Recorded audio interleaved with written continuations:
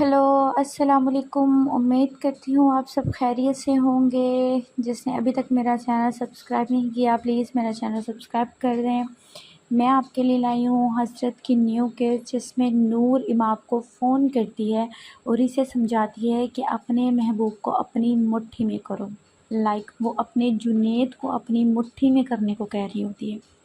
और वो ये भी समझाती है कि तुम अतिया की बोली बोलना बंद कर दो। और ये ख़बरदार करती है कि जुनैद हमसे बदला ले रहा है। और ये कहकर वो फ़ोन बंद कर देती है कि इसने इसने मेरा घर बर्बाद किया तो मैं भी इसका घर बर्बाद कर दूँगी। इधर अरसम घर आता है और अतिया के बारे में कनीज़ से पूछता है और नूर के बारे में पूछता है कि वो साथ गई कि नहीं, जिस पर कनीज़ बताती है कि वो पहले ही बाहर चली गई थी। वो अभी ये सब पूछ ही रहा होता है कि साइम और अतिया और उसकी माँ घर आते हैं। और अरसम साइम से जब पूछता है कि क्या हुआ, डॉक्टर ने क्या बताया, जिस पर साइम अरसम के गले लगकर रोने लग जाता है। अगली सुबह नूर अपने बाप से मिलने आती है और इसका बाप नूर से पूछता है कि तुम्हारी माँ बताती है कि तुम मेरे से कोई बात करने वाली हो, जिस पर वह हस्बे मामूल के मुताबिक अतिया के ख़िलाफ़ भड़काती है। और जब अपने बाप को ये कहती है कि माँ खुश नहीं है, जिस पर उसका बाप यकीन कर लेता है। इसकी माँ ये कहती है कि ये तुम्हें बात किसने कही है, जिस पर नूर कहती है कि मैंने अंदाज़ा लगा। वो अतिया पर बात ले आती है घुमा फिरा कर, जिस पर इसकी माँ को गुस्सा आ जाता है और वो कहती है कि अपने बाप को चिढ़ाना बंद कर दो। और वो ये भी कहती है, अपने बाप को कहती है कि आप जुनैद को समझाए, इमाम के और जुनैद के ताल्लुक़ को बेहतर करें, जिस पर इसका बाप यकीन दहानी करवाता है कि वो हर मुमकिन कोशिश करेगा और नूर खुश हो जाती है। इधर कनीज़ को अतिया अपने कमरे में बुलाती है और जूस के बारे में पूछती है, जिस पर कनीज़ बताती है कि नूर ने जूस बनाया था और गिलास में भी जूस नूर ने डाला था। और वो कसम खाती है कि मैंने नूर को कुछ डालते हुए नहीं देखा। अतिया को अचानक फ़ोन आ जाता है, वो कनीज़ को भेज देती है। इधर इमाम अतिया को फ़ोन करती है और इमाम खिला करती है, जिस पर अतिया रोने लगती है। इमाम जब रोने की वजह पूछती है तो अतिया सब मामला जो हुआ वो इमाम को बताती है, जिस पर इमाम कहती है कि नूर ने कुछ मिलाया है। और अतिया कहती है कि नूर इतनी जालिम कैसे हो सकती है। इमाम अतिया को हौसला देती है। इधर जुनैद की माँ जुनैद से कहती है कि तुम इमाम के साथ ज़्यादती कर रही हो, जिस पर जुनैद बहुत रूड बिहेव करता है। और जुनैद कहता है कि इमाम को सामने बुलाएं, मैं उससे ऐसा कुछ नहीं कहता। जब उसकी माँ ये बताती है कि वो घर नहीं है बल्कि वो अपने ससुराल गई है, जिस पर जुनैद कहता है कि वो किसकी इजाज़त से गई है।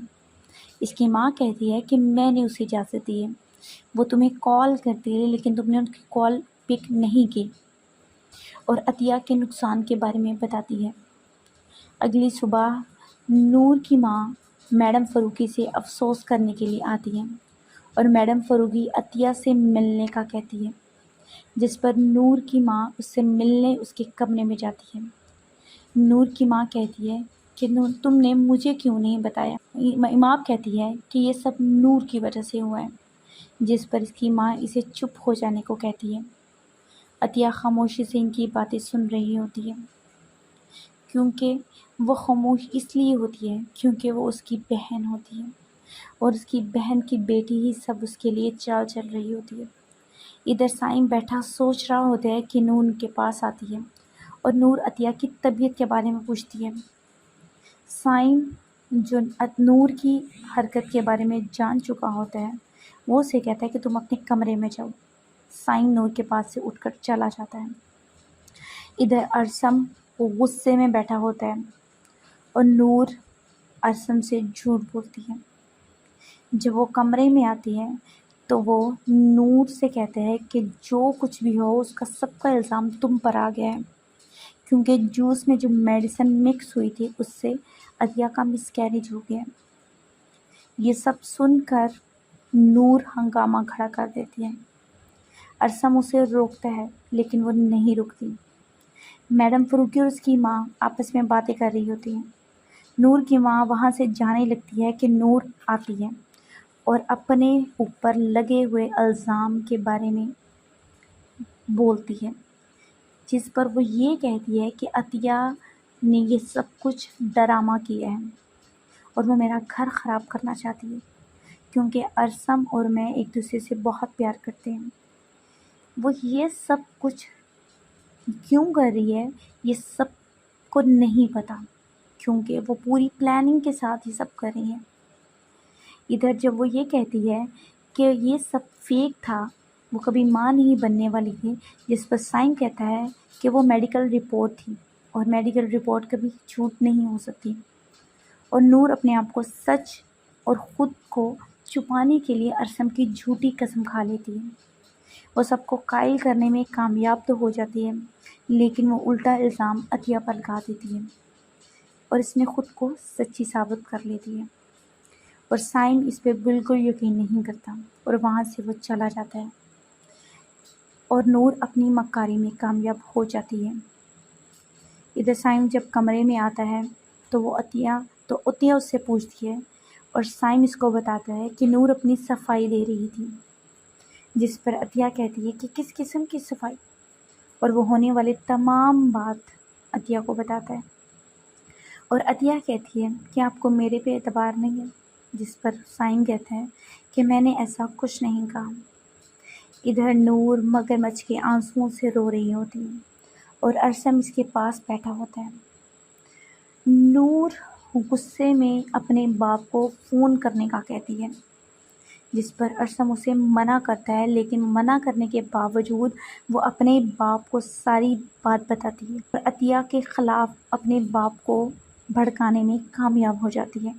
ادھر ارسم اسے باہر جانے کی آفر کرتا ہے، جس پر وہ مکار عورت پہلے تو منع کرتی ہے، بعد میں مان جاتی ہے۔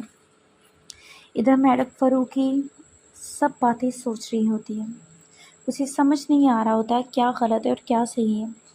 وہ سوچ رہی ہوتی ہے کہ سائم آ جاتا ہے اور دونوں آپس میں ہونے والے معاملات کو ڈسکس کرتے ہیں۔ میڈم فروغی سائم کو حوصلہ دیتی ہیں۔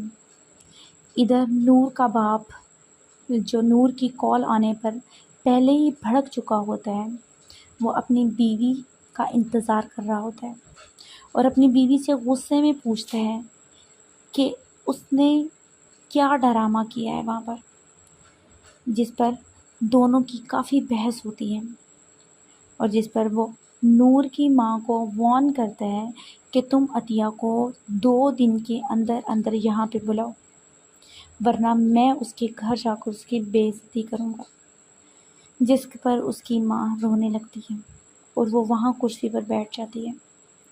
ادھر امام جب گھر آتی ہے تو جنید کے آنے کا پوچھتا ہے اور اس پر جنید کہتا ہے کہ مجھ سے کیوں پوچھ کر نہیں گئی۔ امام کہتی ہے کہ میں پپھو کو بتا کر گئی تھی، آپ نے میری کال نہیں اٹھائی۔ امام جانے کی وجہ بھی بتاتی ہے، جس پر وہ الٹا الزام امام پر لگا دیتا ہے اور وہ امام پر بہت غصہ کرتا ہے۔